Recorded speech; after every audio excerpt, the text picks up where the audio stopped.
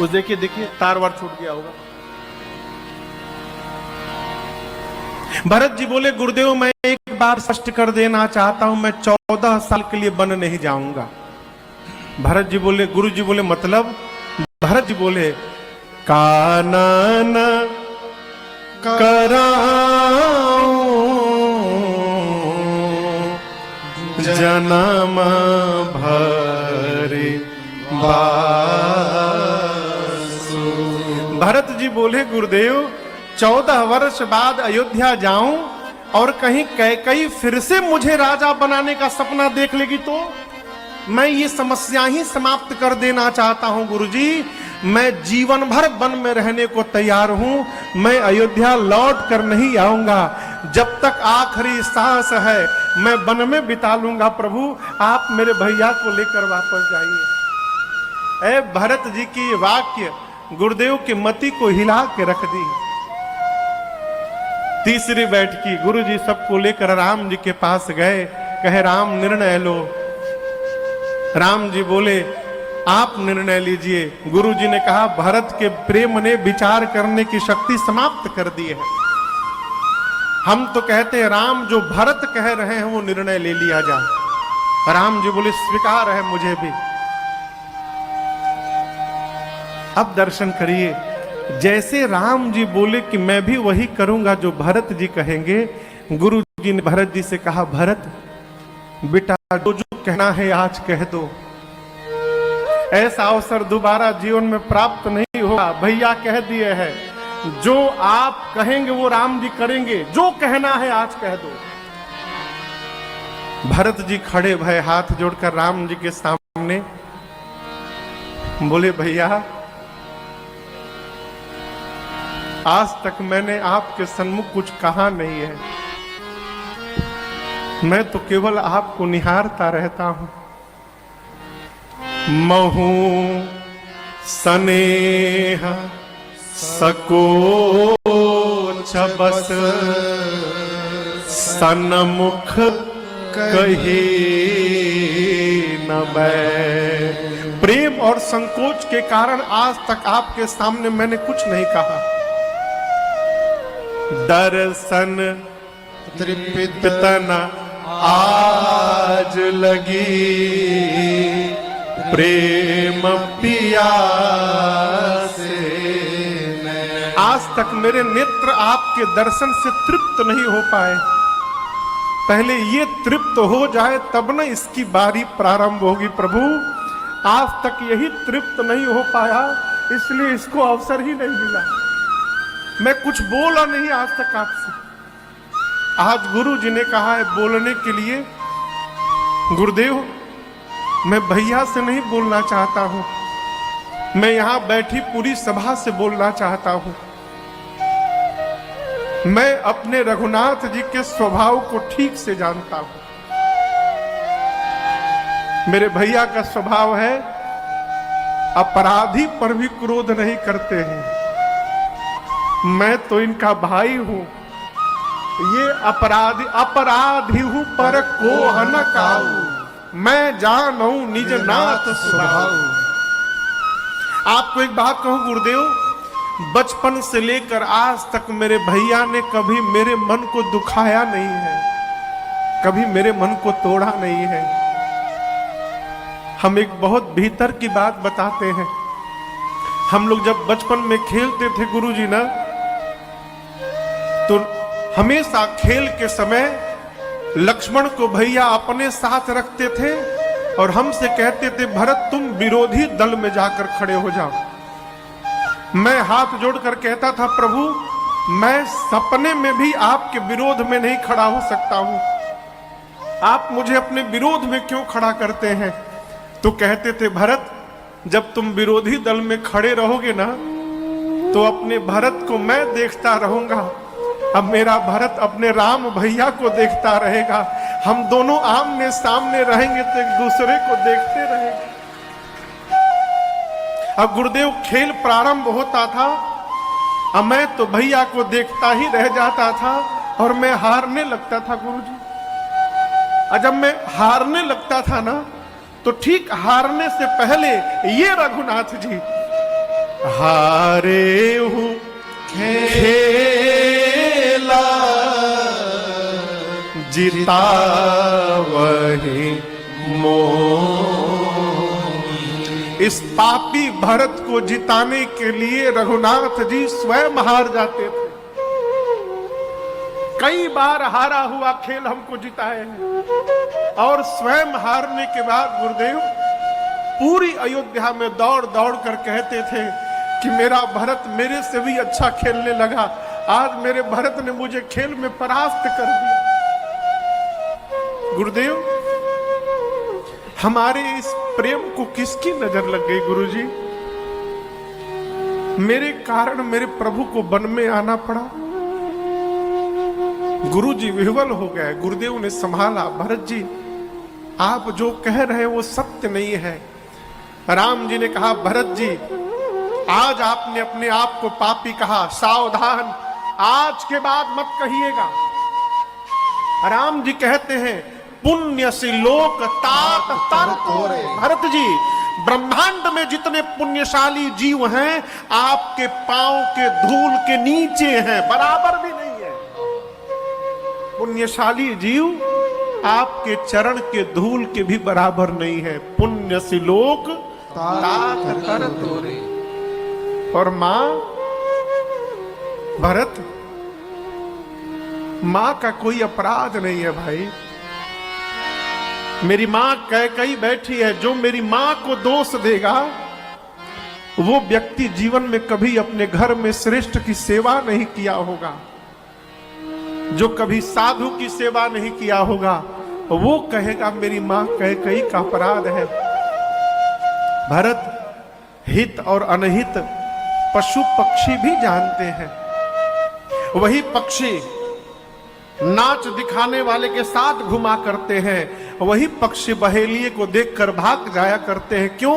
वो जानते हैं वो कौन हितैषी है कौन अहितैषी है। पशु पक्षी भी जानते हैं। मनुष्य का शरीर तो ज्ञान का भंडार है, मानस तन गुण ज्ञान है। हम एक बात कहें भरत, पिताजी को वचन से प्रेम था, प्राण से प्रेम नहीं था। और आप दर्शन करिए, वचन के लिए पिताजी ने मेरा त्याग किया और अपने प्राण का त्याग कर दिया। पिताजी को वचन से प्रेम है, यही जानकर एक वचन मानकर मैं वन में चला आया। भरत एक बात कहूं, पिताजी के उस वचन को छोड़ने में सोच तो हो रहा है मुझे, लेकिन उससे अधिक संकोच आज अपने भाई की दशा देखकर हो रहा है मुझे।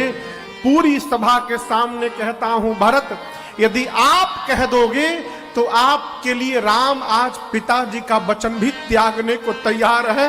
मैं पिताजी का वचन छोड़कर तुम्हारे साथ वापस चलूंगा, आप कह दो क्यों। जब राम जी ने ये बात कह दी, भरत जी हिल गए पूरे भीतर से। मेरे लिए मेरे भैया बाबूजी का वचन छोड़ने को तैयार हो गए। बोले ना नाथ, मैं नहीं कहूंगा। जेहि विधि प्रभु प्रसन्न मन हो, करुणा सागर कीजिए सो। प्रभु जैसे आपका मन प्रसन्न हो आप करिए, आप जो आज्ञा देंगे हम पालन करेंगे। अई भरत जी इतना कहे थे, तब तक जनक जी महाराज चले आए। उनके दूतों ने आकर सूचना दी, राम जी गए। पूरे समाज को लेकर आए, उचित स्थान दिए। 4 दिन बीता। सीता जी की मां सुनैना जी गई कौशल्या जी के पास रात्रि में मिलने के लिए। कौशल्या जी ने बात बात में सुनैना जी से कहा, बहन आपसे एक प्रश्न पूछूं मैं? कहा कहिए।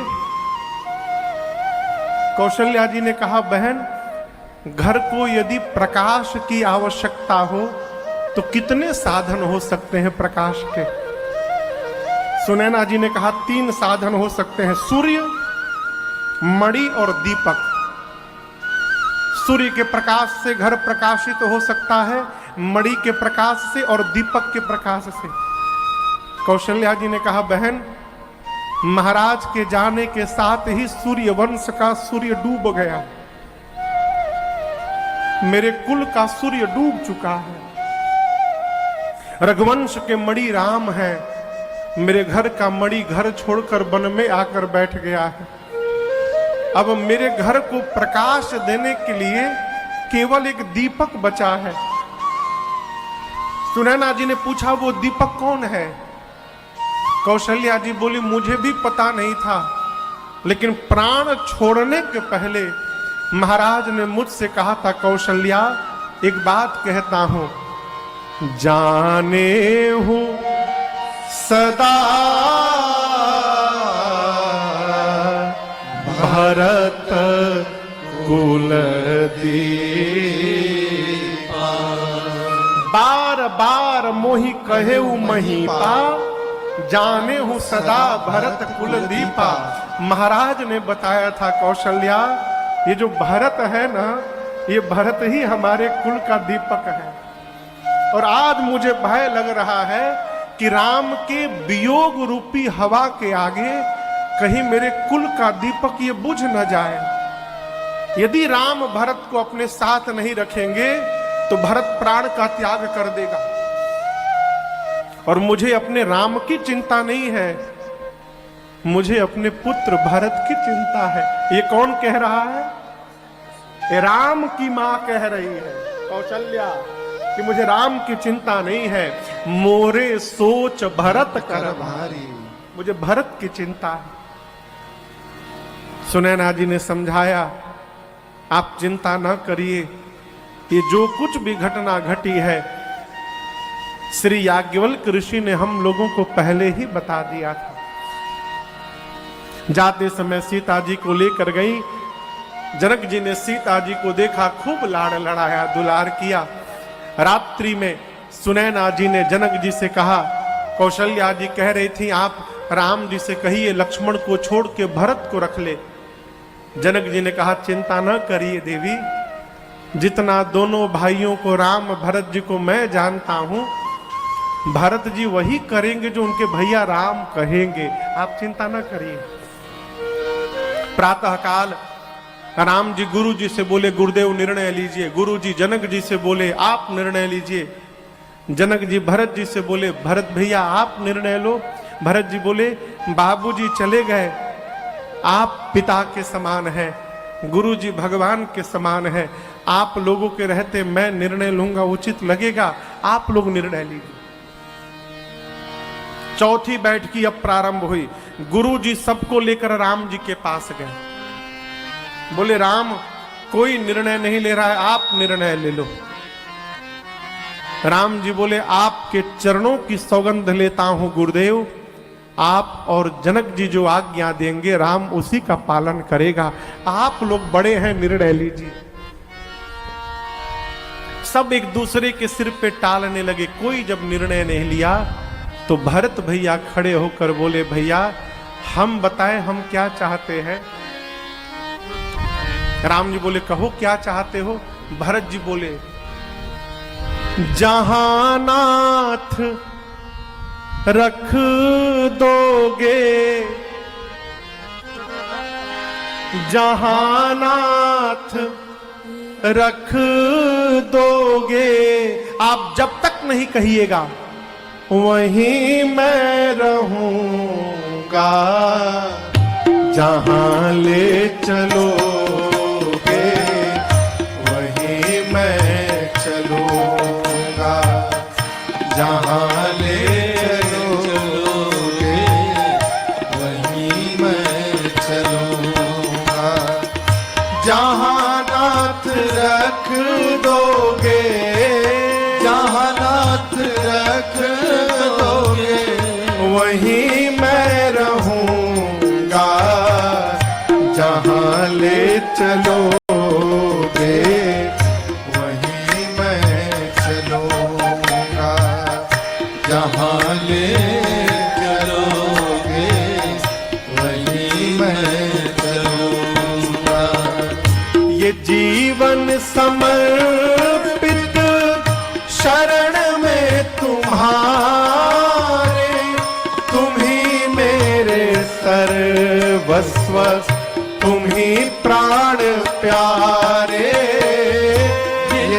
जीवन समर्पित शरण में तुम्हारे, तुम ही मेरे सर्वस्व, तुम ही प्राण प्यारे। तुम्हें छोड़ कर ना, तुम्हें छोड़ कर ना मैं किससे कहूँगा, जहाँ ले चलोगे वहीं मैं चलूँगा, जहाँ ले चलोगे वहीं मैं चलूँगा।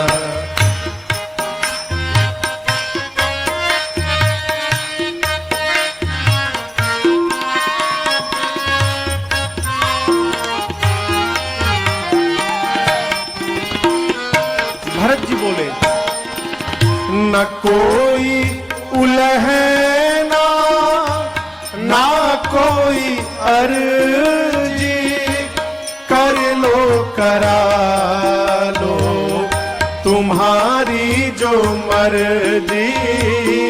न कोई उलहना ना कोई अर्जी, कर लो करा लो तुम्हारी जो मर्जी।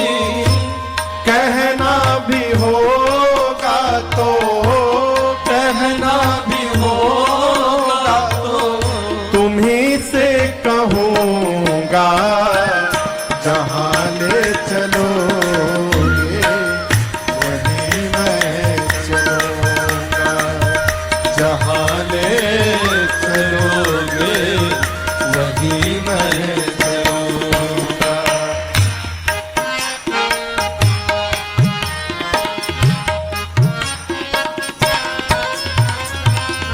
तुम्हारे ही दिन है, तुम्हारी ही रातें, तुम्हारे ही दिन है, तुम्हारी ही रातें, कृपानाथ सब कुछ है तुम्हारी कृपा से। कृपानाथ सब कुछ है तुम्हारी कृपा से। नारायण प्रभु प्रेम, नारायण प्रभु पूज्यमा जी, अरे नारायण प्रभु प्रेम, नारायण प्रभु प्रेम, मैं पावन कहूँगा, जहाँ ले चलोगे वहीं मैं चलूँगा, जहाँ ले चलोगे वहीं मैं चलूँगा।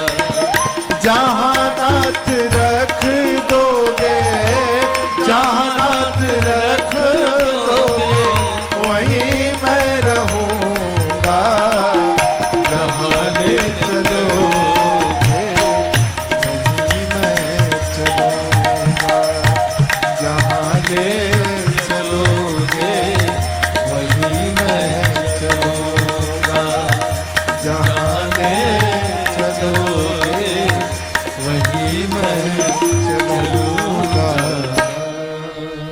क्या बोले भरत जी? यहां दर्शन करिए। भरत जी कहते, प्रभु मैं आपकी सेवा करना चाहता हूं। कैसी? राम जी बोले, कैसी सेवा करना चाहते हैं? भरत जी कहते, प्रभु अज्ञान सम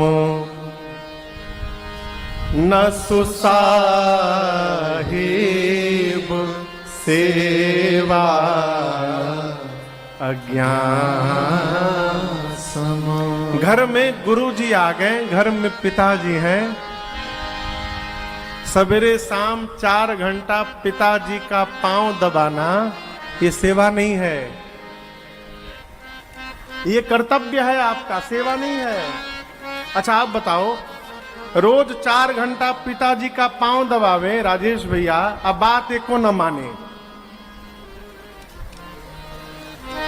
बाबूजी के पांव की सेवा करे रोज 4 घंटा और बाबूजी की एक भी बात न माने, ये कौन सी सेवा है हो? श्रेष्ठ की सबसे बड़ी सेवा है श्रेष्ठ की आज्ञा का पालन करना। भरत जी कहते हैं आज्ञा समन सुसाहिब सेवा, और मैं चाहता हूं वही प्रसाद, सो प्रसाद जन पावे देवा, सो प्रसाद। आप मुझे आज्ञा दीजिए रघुनाथ जी। राम जी भरत जी को पास में बिठाएं, कहें भरत आप तो पिताजी के सत्य को जानते हैं, पिताजी के प्रेम को जानते हैं, आप अपना धर्म जानते हैं, आप राम का भी धर्म जानते हैं और आप रघुवंश की रीति को भी जानते हैं। जानहु तात तरनिकुल, तरनिकुल यानी सूर्यवंश रीति, सूर्यवंश की रीति आप लोग जानते हैं। रघुकुल रीति सदा चली आई, यही सूर्यवंश की रीति है। क्या? प्राण जाई बरु बचन न जाई। राम जी बोले भरत जी आप अपने घर की इस रीति को ठीक से जानते हैं। हम तो कहते हैं भरत जी आप अपने धर्म का पालन करिए और मुझसे मेरे धर्म का पालन करा दीजिए। भरत जी बोले भैया तीर्थराज प्रयाग में धर्म मिल रहा था, मैं छोड़ के चला आया हूं। मैं केवल एक ही धर्म जानता हूं कि भरत के लिए एक ही धर्म है कि जीवन की आखिरी सांस तक अपने भैया की आज्ञा का पालन करते रहना है प्रभु, इसके अलावा मेरे जीवन का दूसरा कोई धर्म नहीं है। आप आज्ञा दीजिए क्या करना है। राम जी देखे कि लगता है मुझे ही कहना पड़ेगा, तो राम जी ने कहा भाई मैं जानता हूं कि आप कोमल हैं, उसके बाद भी कठोर कहने जा रहा हूं, क्षमा करिएगा। आप यही चाहते हैं कि मैं कहूं तो मैं कह रहा हूं, चलिए हम दोनों भाई मिलके आज बंटवारा कर लेते हैं। बंटवारा शब्द सुनते भरत जी कांप गए। कहे भैया अयोध्या की संपत्ति को आप ठोकर मार के वन में चले आए, मुझे प्राप्त हो रहा था, मैं भी ठोकर मार के आपके पास वन में आ गया हूं और आप मुझसे बंटवारा की बात करते हैं, संपत्ति बांटेंगे आप मुझसे? राम जी बोले भाई बांटेंगे तो अवश्य, लेकिन आज हम दोनों भाई अपने घर की संपत्ति नहीं बांटेंगे, हम दोनों भाई मिलकर आज अपने घर की विपत्ति बांटेंगे। भाई हम विपत्ति में बंटवारा करेंगे। और याद रखिएगा संपत्ति तो बहुत लोग बांट लेते हैं, ध्यान दीजिएगा कि आपकी विपत्ति कौन बांट रहा है? राम जी क्या बोले? बांटी विपत्ति सबहि मोहि भाई,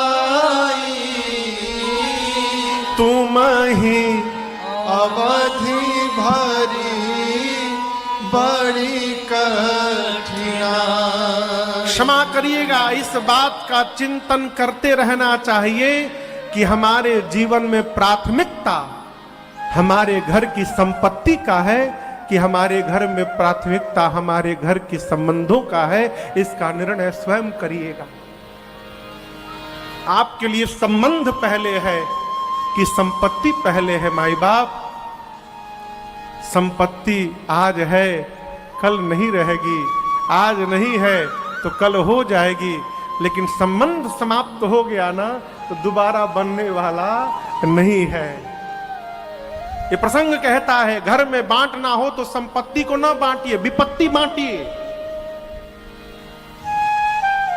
आपको एक प्रसंग सुनाता हूं। भगवान जब अयोध्या रावण पर विजय प्राप्त करके आए तो भगवान के साथ विभीषण जी महाराज भी थे और सुग्रीव जी भी महाराज थे। पुष्पक विमान से राम जी उतरे, पुष्पक विमान को विदा किए, गुरु जी को दंडवत किए, और गुरु जी को दंडवत करके आए तो भरत जी आके राम जी को दंडवत किए। जब भरत जी को राम जी ने उठाकर हृदय से लगाया तो वहां सब लोग आनंद में थे और दो लोग एकांत में जाके रो रहे थे। वो जानते दो लोग कौन थे? एक विभीषण जी थे और दूसरे सुग्रीव जी थे। रो क्यों रहे थे? ये कह रहे थे बताओ, एक ये दोनों भाई हैं, जहां एक भाई ने अपने भाई के लिए अपने कुल के संपत्ति को ठोकर मार दिया और भाई को उठाकर हृदय से लगा रहे हैं, और एक हम भाई हैं जो अपने भाई को मरवा कर आउट उन्हीं के सत्ता पर राजा बन के बैठे हैं। ये कहां जी रहे और हम कहां जी रहे थे? उन दोनों को ग्लानि हो गई। इस बात का चिंतन करिए। बांटना है, विपत्ति बांटिए। लोग अरे आपसे निवेदन करें, क्षणिक क्षणिक सुख के लिए लोग बेईमानी कर लेते हैं। हमारे महाराज श्री बता रहे थे, दो भाई थे, दोनों भाइयों में बड़ा प्रेम, मन इतना प्रेम था कि दोनों भाई एक थाली में भोजन करते थे और दोनों के एक एक संतान। ये सत्य घटना सुना रहा हूं। एक दिन छोटा भाई घर के छत पर खड़ा होकर सवेरे सवेरे ब्रश कर रहा था। बड़ा भाई आम के बगीचे में गया तो उसे पेड़ पर से गिरे हुए दो आम मिल गए। आप समझिए, एक आम